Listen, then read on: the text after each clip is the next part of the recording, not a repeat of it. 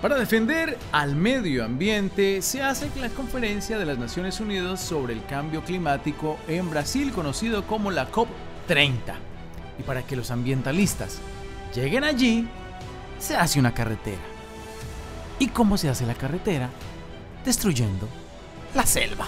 Se abre investigación sobre los responsables de las protestas contra Turning Point en California. El presidente Donald Trump se reúne con el presidente sirio Ahmed al-Sharaa. ¿Un mal necesario? Y victoria para la administración del presidente Trump y los republicanos con la, finalmente, reapertura del gobierno federal. Esto es Coliseo Político Veredicto Diario, donde el César, yo, el número 13, emite veredicto, pero donde usted también emite el suyo.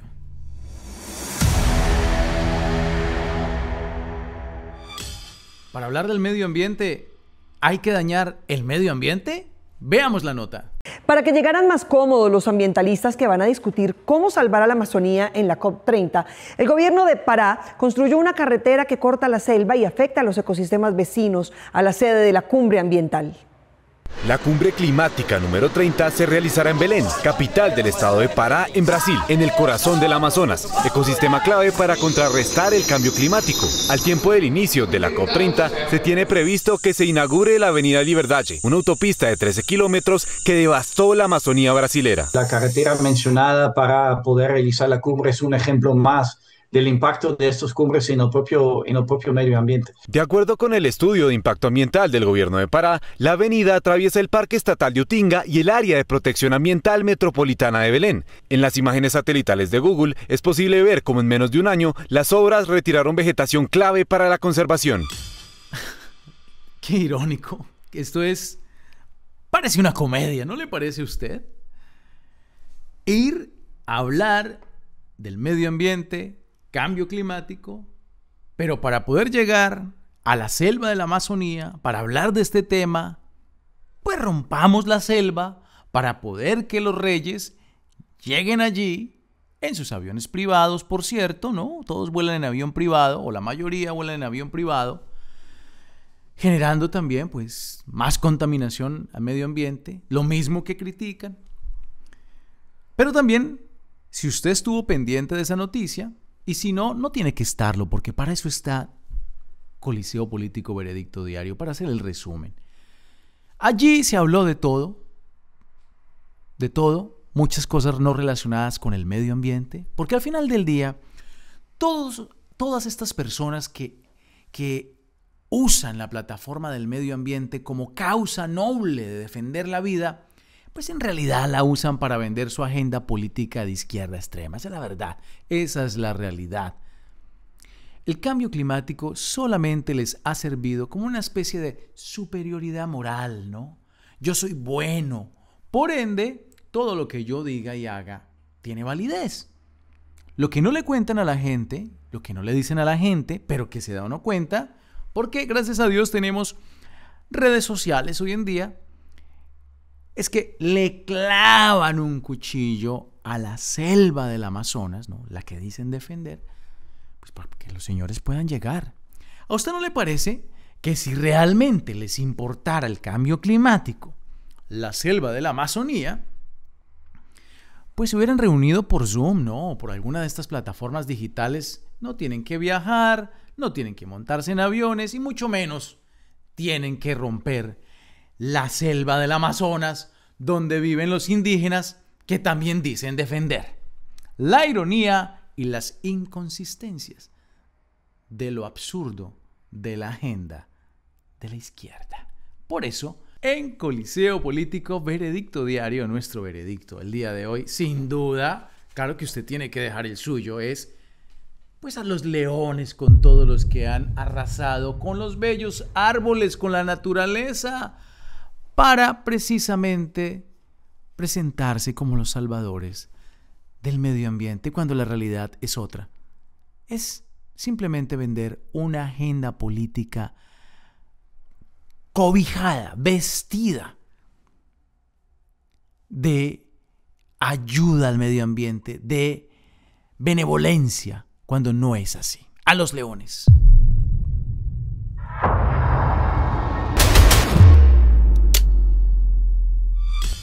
Ya han pasado varios meses desde la muerte de Charlie Kirk y sin embargo, el tema de Turning Point USA continúa dando de qué hablar. ¿Por qué? Veamos la nota. El Departamento de Justicia investigará los choques que hubo esta semana en la Universidad de Berkeley, en California, entre manifestantes y asistentes al evento auspiciado por la organización creada por el comentarista conservador Charlie Kirk. Kirk, ya saben, asesinado hace 2 meses precisamente en un evento de esa organización.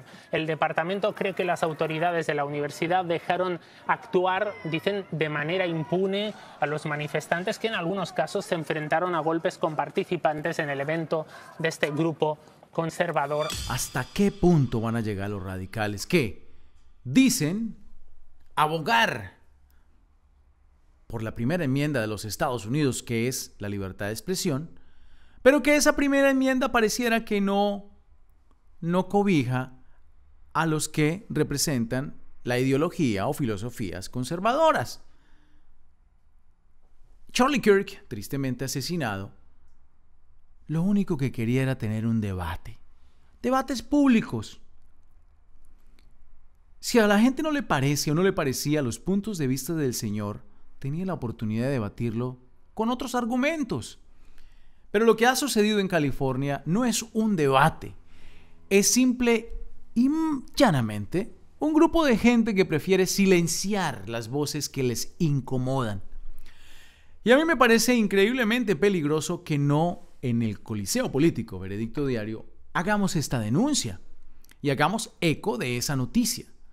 Porque es que acá, precisamente, nuestro ángulo, cuando hacemos el análisis, es claro. Y Red Latina Network es clara. Es un medio de derecha que tiene una filosofía clara.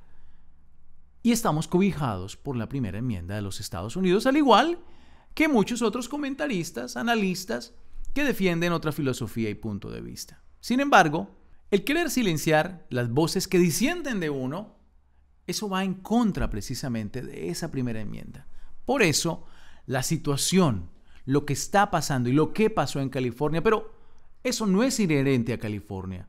Eso es inherente a muchas universidades en el país que prefieren silenciar voces conservadoras a tener que defender políticas y visiones políticas que probablemente no tienen ni siquiera el sustento o el fundamento, y ese miedo es lo que los lleva a la protesta, al grito y al querer silenciar a grupos como Turning Point USA. Algo muy peligroso que no puede seguir sucediendo en este país ni en ninguna parte. Por eso el veredicto en Coliseo Político, Veredicto Diario, con relación a esta noticia es a los leones.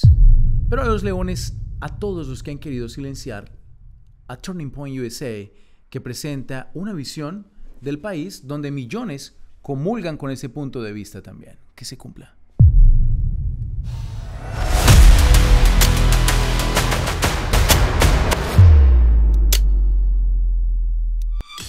Reunión incómoda entre el presidente sirio y el presidente Donald Trump. Veamos la nota.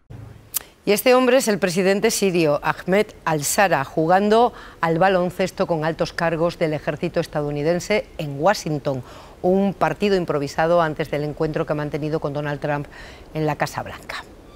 Esta reunión es uno de esos momentos de geopolítica, de juego de estrategias, donde hay que aceptar que es incómodo ver a un personaje que hasta hace poco hacía parte de la lista de los más buscados por Estados Unidos, con una recompensa de millones de dólares por su captura, tipo que hizo parte de Al Qaeda.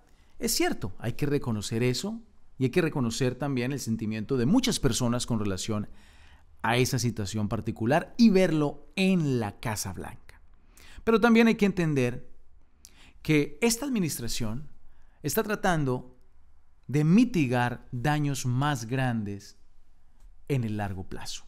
Rusia sigue siendo una amenaza enorme para Estados Unidos. China sigue avanzando. Pero también no hay que olvidar que Israel es nuestro muro de contención en el Medio Oriente. países y gobiernos que no son afines a las libertades y que al final del día, si tuvieran la oportunidad, ya hubieran atacado a Estados Unidos muchas veces más. ¿Por qué Siria juega un papel importante en este momento? Bueno, no olvidemos el bombardeo de Estados Unidos sobre Irán para neutralizar el desarrollo nuclear de Irán. Esos aviones volaron por encima del cielo sirio.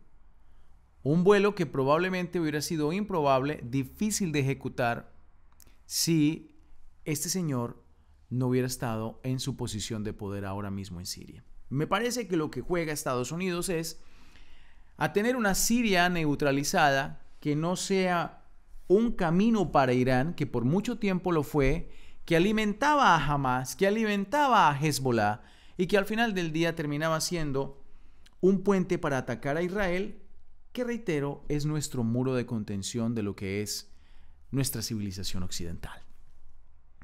¿Un trago amargo? ¿Un trago difícil de beber? Lo es. Pero en el juego de la geopolítica y de ganar a largo plazo, algunas veces hay que tomarse ese trago amargo. Por esa razón, aunque hay que seguir monitoreando el desarrollo del presidente de Siria, y en mi opinión, no confiar ciegamente en él, es mejor tenerlo cerca a nosotros, como es lo que está tratando de hacer esta administración, esta presidencia de los Estados Unidos, esa política donde hay control, donde hay neutralización de potenciales enemigos y de problemas potenciales mayores a largo plazo. Creo que es la decisión correcta del presidente. Es incómodo, es un trago amargo, pero es lo que había que hacer. Por esa razón, en Coliseo Político, Veredicto Diario, pues le damos positivo al presidente Trump, que está tomando un riesgo incómodo, pero muchas veces las decisiones menos populares son las que hay que tomar para el bien común. Que se cumpla.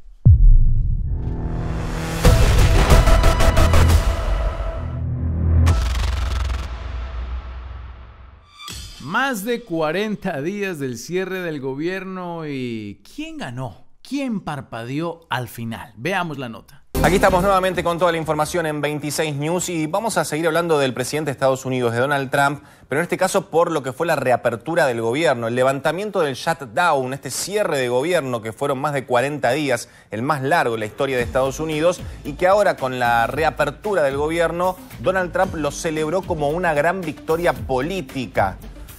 Allí lo vemos al presidente que celebró lo que definió como una gran victoria política tras la reapertura del gobierno de los Estados Unidos.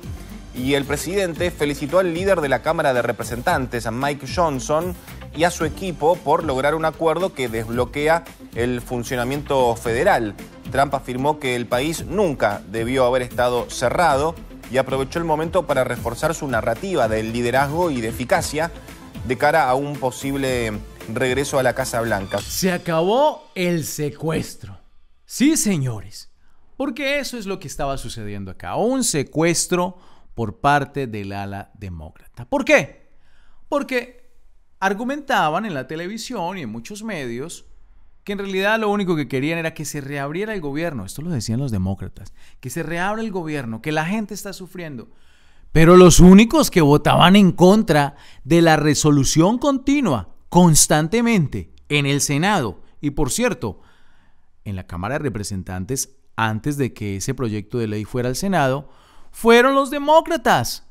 Durante días votaron en contra, hasta que por fin algunos de ellos entraron en razón y se dieron cuenta que no le beneficia a Estados Unidos que los demócratas o el ala demócrata los tuviera secuestrados. ¿Empecinados en qué? Bueno, usted ya lo sabe, en unos subsidios al Obamacare, que porque el seguro va a aumentar de precio si los subsidios expiran este año. Lo fascinante de este argumento es que las primas de los seguros han aumentado desde que se creó el Obamacare, precisamente por los demócratas. ¿Usted sí sabía que antes del Obamacare más del 80% de los estadounidenses ya tenían seguro?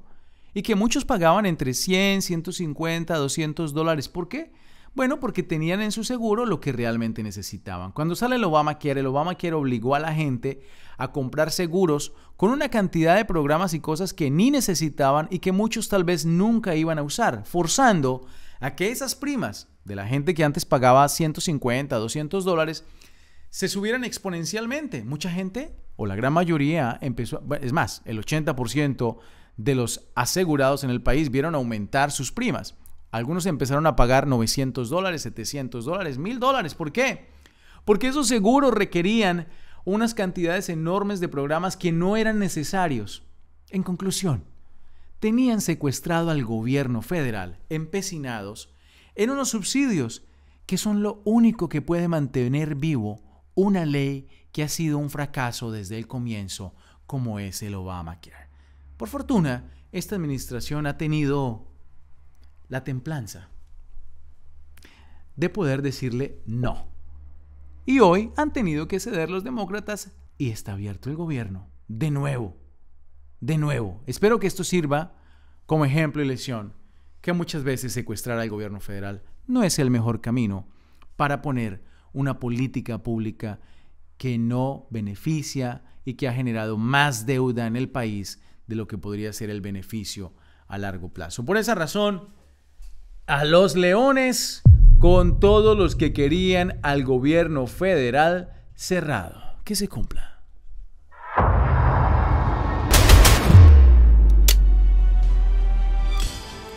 Y esto ha sido Coliseo Político, veredicto diario, de donde el César emite su veredicto, pero donde usted emite el suyo. Hasta pronto.